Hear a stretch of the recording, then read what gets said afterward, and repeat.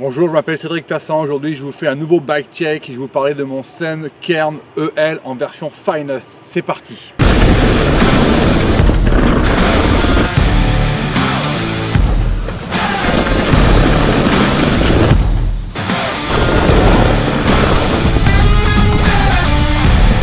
Alors, ce vélo, c'est un pur enduro avec 160 mm de débattement à l'avant et 155 à l'arrière. Et c'est une version mulette avec une roue de 29 pouces à l'avant et de 27,5 à l'arrière. Alors moi, j'aime beaucoup ces lignes. Elles sont vraiment typiques de chez Sun, très géométriques.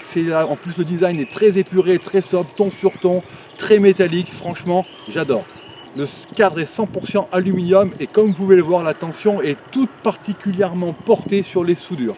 Alors en recevant ce vélo, moi j'ai fait deux changements par rapport à mes sponsors. Le premier, j'ai mis une fourche DT Suisse, la F535 en 160 mm de débattement. Pareil pour les pneus, mon sponsor étant Hutchinson, donc j'ai monté une paire de Griffus en 250 avant et arrière en version e-bike. Au niveau motorisation, Sun a fait le choix d'opter pour la motorisation Shimano. Donc là, moi j'ai le dernier Shimano EP8 avec sa batterie en 625 Wh, une batterie qui se retire facilement du cadre et qui permet d'être chargée même si le bike n'est pas à côté de vous.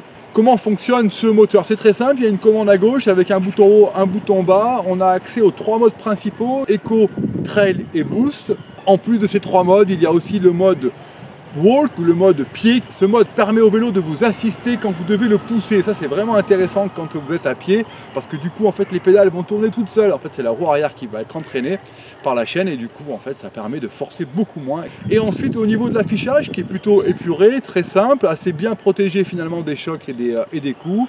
On a un petit bouton qui nous permet de changer l'affichage, d'avoir la distance, la durée du parcours, la vitesse instantanée, la vitesse moyenne ou la cadence de pédalage.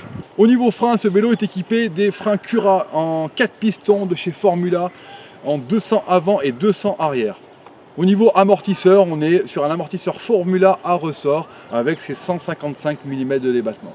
Jetons un œil à la transmission, on est sur du Shimano intégralement avec un dérailleur XT, une cassette SLX en 10-51 et un pédalier en 34 dents. Alors, au niveau des périphériques, on est sur une selle classique de chez Sun, c'est pas forcément une selle de très haute qualité, mais moi je l'aime toujours, je ne l'ai pas changé. Comme pour mon musculaire, je l'ai gardé, le cintre est un cintre aussi Sun en 780. Alors à noter que la tige de selle qui est une SDG, moi en version L est en 125 mm. Alors pour certains ça peut paraître peut-être un peu court, mais moi je m'y suis parfaitement habitué, j'ai pas une très grande sortie de selle finalement. À noter un point intéressant, c'est la protection du moteur avec un sabot qui est déjà intégré sur le cadre. Pour les roues, on est sur des cercles H552 de chez DT Suisse, ce sont des cercles manchonnés en aluminium. Le Finest, c'est le modèle haut de gamme du Kern EL, il sort à 6 499 € et il fait 25,4 kg. Voyons voir un peu les points positifs de ce vélo. Très sincèrement, moi je trouve qu'il est parfaitement bien équipé à 6 499 €. C'est vraiment un très bon vélo avec un très bon rapport qualité-prix. Un vélo qui est fait pour durer avec des équipements fiables. Au niveau des points à améliorer, bien sûr c'est un gros vélo, plus de 25 kg. Certains aimeraient avoir peut-être un vélo de 21, 22, 23 kg. Mais là on est en présence d'un cadre aluminium, donc forcément il y a un surpoids. On pourra toujours critiquer la selle et les poignées. Il est vrai que ce sont des éléments qui sont assez basiques montés dessus. Maintenant vous pourrez très bien les changer pour adapter des éléments qui vous correspondent mieux. J'ai une question au niveau des freins et j'ai pas pu avoir la réponse. Il faudra que je teste ce vélo sur des longues descentes en montagne. Ce sont les freins en 200. Alors pour l'instant, autour de chez moi, j'ai pas de soucis, ça freine très bien. L'endurance est parfaite, mais peut-être que sur des très longs runs en montagne, peut-être faudra-t-il passer sur du 220. Voilà, je reviendrai vers vous et je vous dirai si j'ai gardé mes freins en 200. Au niveau de l'autonomie, moi je fais donc 98 kg, donc je suis plutôt un beau bébé. Alors j'ai fait plusieurs tests et il y en a un donc dans des conditions qui étaient un peu froides.